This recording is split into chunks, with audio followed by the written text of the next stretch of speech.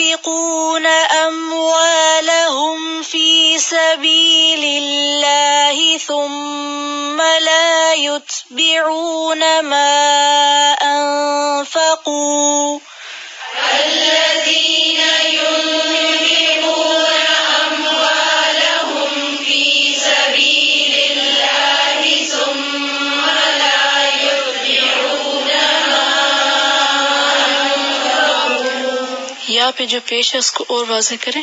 ثم لا يتبعون ما أنفقوا منا ولا أذى ثم لا يتبعون ما أنفقوا منا ولا أذى لهم أجرهم عند ربهم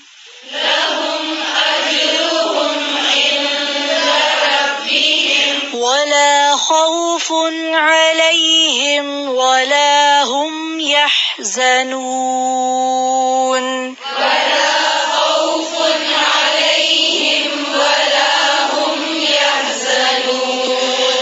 الذين ينفقون اموالهم في سبيل الله.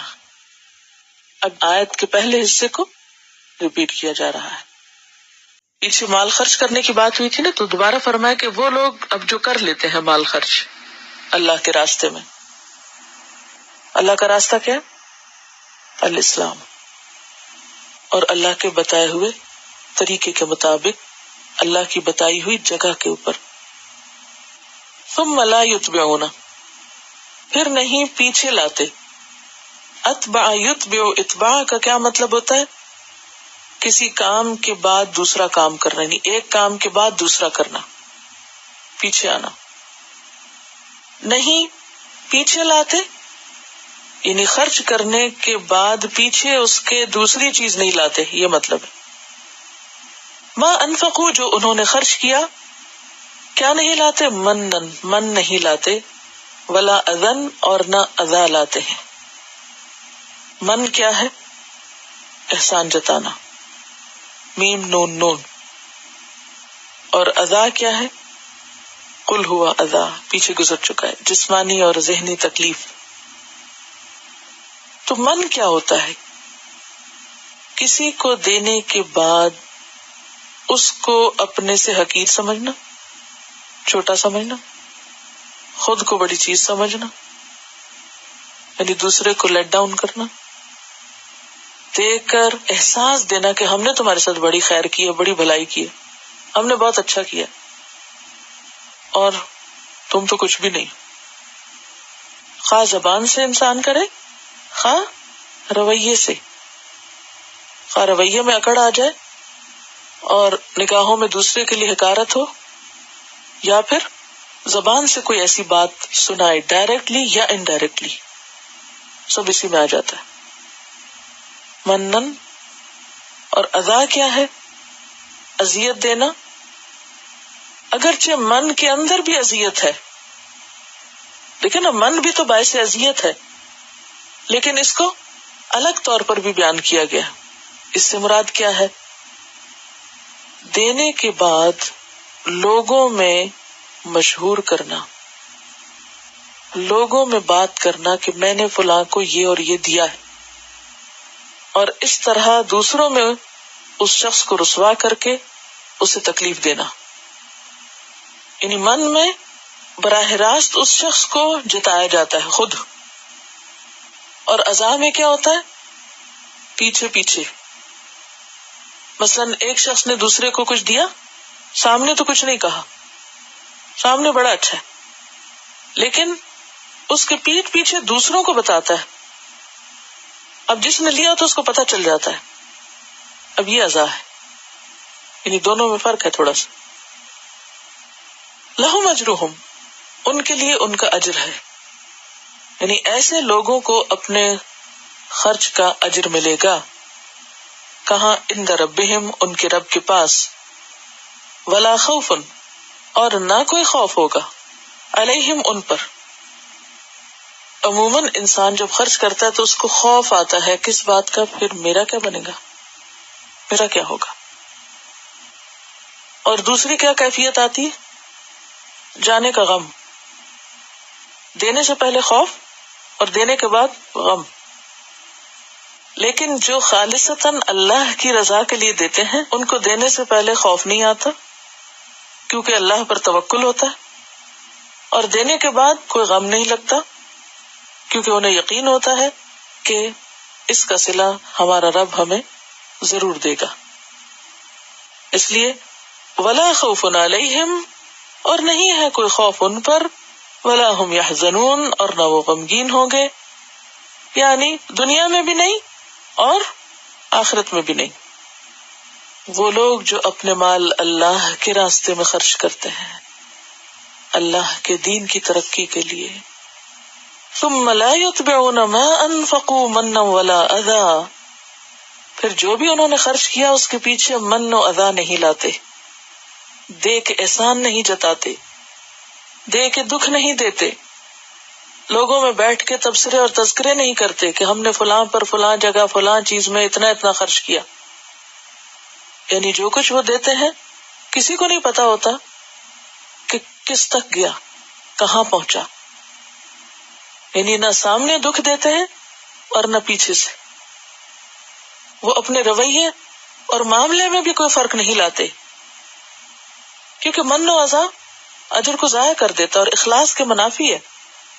کیونکہ جو اللہ کے لیے دیتا ہے وہ بھلا انسانوں پہ احسان کیوں جتائے گا، اور وہ دکھ کیوں دے گا، وہ بدزبانی کیوں کرے گا، بد اخلاقی کیوں برتے گا. اب سوال یہ پیدا ہوتا ہے کہ اگر کوئی شخص کسی کو دے اور وہ پھر احسان بھی جتائے تو جس پہ احسان جتایا جا رہا ہے یا جس کو دکھ دیا جا رہا ہے اس کو کیا کرنا چاہیے؟ اس کے پاس دو راستے ہیں.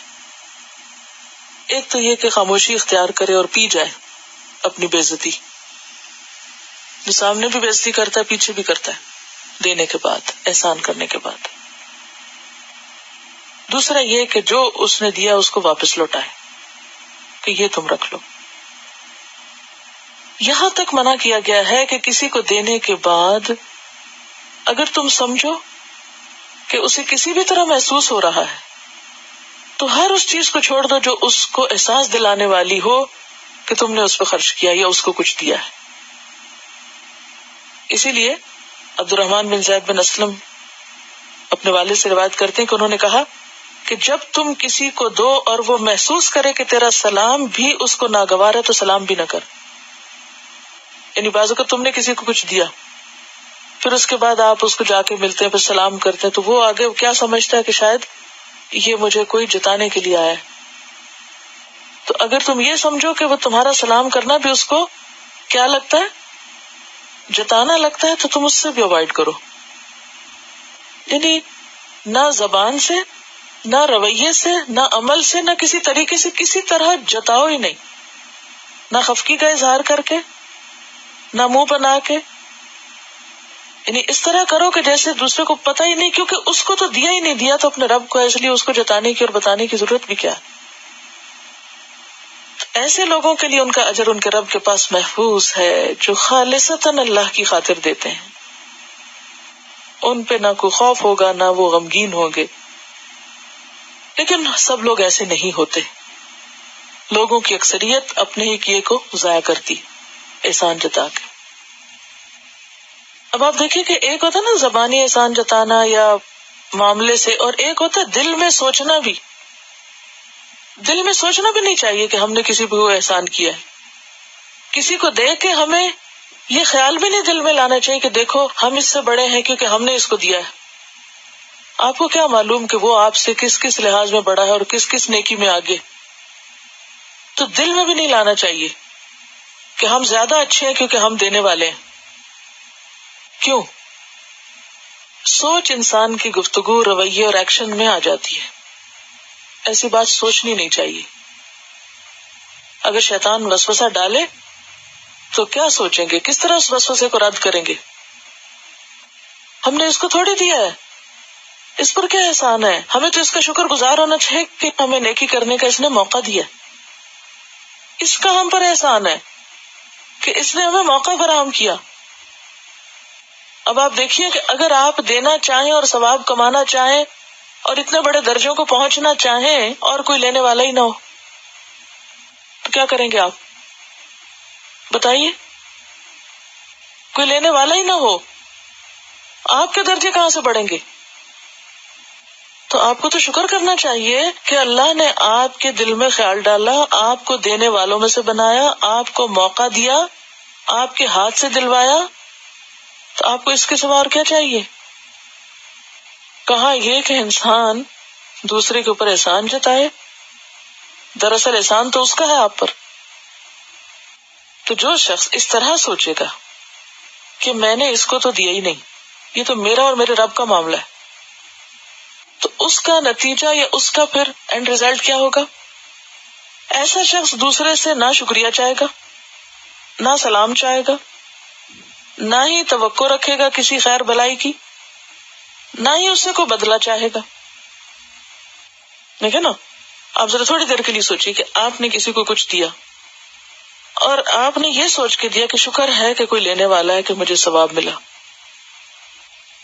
اب اس خیال کے بعد آپ کے دل میں کیا یہ رہے گا کہ اب اس نے میرا شکریہ کیوں نہیں بولا، یہ میرے لیے کچھ کیوں نہیں لایا، اس نے میرے لیے کچھ کیوں نہیں کیا، میں ہی کیوں اس کے لیے ہمیشہ کروں؟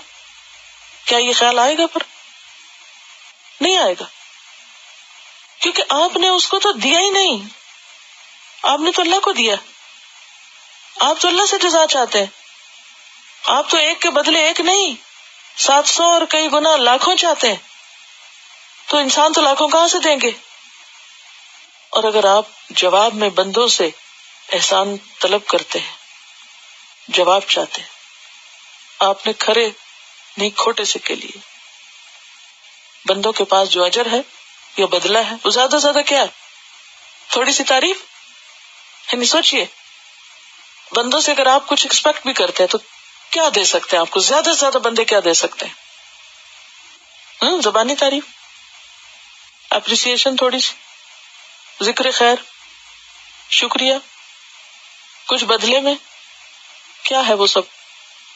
تولے اس کو، آپ نے دے کے کیا لیا؟ بس صرف اتنا، یہ تو کچھ بھی نہیں. آپ نے تو بہت چھوٹی قیمت وصول کی، چھوٹی قیمت کا سودا کیا. اللہ تو آپ کو اس سے کہیں زیادہ دینا چاہتا تھا، آپ نے وہ چھوڑ کے چھوٹا لینے پہ راضی ہو گئے. اس لیے ہم دیکھتے ہیں کہ دینے والوں کی 2 قسمیں ہوتی ہیں. دینے والوں کی 2 قسمیں. ایک قسم جو یہ سوچ کے دیتا ہے کہ اللہ مجھے دیکھ رہا ہے، اور دوسرا یہ سوچ کے دیتا ہے کہ بندے مجھے دیکھیں. مثلا دینے کو کس سے تعبیر کیا گیا تھا؟ بیج ڈالنے سے. ایسے ہی تھا نا بیج. تو کوئی بیج ڈال رہا ہے، وہ چھپا رہا ہے زمین میں، اور اللہ نے دیکھ لیا کہ اس نے ڈالا، اور کچھ انتظار میں رہتے ہیں اور بیج اچھالتے رہتے ہیں ہاتھ پہ، کوئی دیکھ لے مجھے کہ میں کیا کرنے والا ہوں، اور اس کے بعد وہ زمین میں ڈالتے ہیں. تو کسی نے بیج ڈالا کہ بندے دیکھیں، اور کسی نے ڈالا کہ وہ دیکھے، اور وہ زمین کی تہوں میں بھی دیکھ لیتا ہے. بظاہر گم ہو رہا ہے، اس کی حیثیت ختم ہو رہی ہے، کیونکہ جب بیج زمین میں جاتا تو کیا ہوتا ہے؟ اپنی اصل حالت پہ نہیں رہتا، مٹی میں مل جاتا. تو وہ مٹی میں مل کے ضائع نہیں ہوتا. دنیا میں بھی بظاہر وہ پھل لانے والا ہے، نیکی کا بدلہ دنیا میں بھی نیکیوں کی شکل میں آتا ہے. هل جزاء الاحسان الا الاحسان. اور وہ جو ظاہری اوپر پودا آیا تھا صرف وہی نہیں، اس کی تو جڑیں بہت دور تک، وہ کل کھول کے آپ کے سامنے رکھا جائے گا، اور وہ بھی ملنے والا ہے. آپ نے فرمایا ہر ایک پہ صدقہ لازم ہے. لوگوں نے کہا اگر کوئی نہ کر سکے تو آپ نے فرمایا اپنے ہاتھ سے کام کرے اور خود بھی استعمال کرے اور دوسرے کو بھی دے. بیک سیل کے کانسیپٹ کیا ہے؟ یہی تو ہے. کوئی کام نہیں، چھوٹا موٹا خود جو کھاتے نا اسی کو اور تھوڑا بیک کر لو، جا کے سیل کرو اور اس پیسے کو ڈال دو. تحفہ دیا، دل جیتا، تبلیغ کی. یعنی کس طرح ریسورسز کو استعمال کیا جا سکتا ہے اگر تھوڑا سا بھی دل کھلا ہو کہ ہاں ہم ایک بڑے مقصد کے لیے، اور یہ جو دوسرا پارہ شروع ہوا تھا امت وسط کو اپنا کردار ادا کرنے کے لیے یہ سب کچھ کرنا ہے.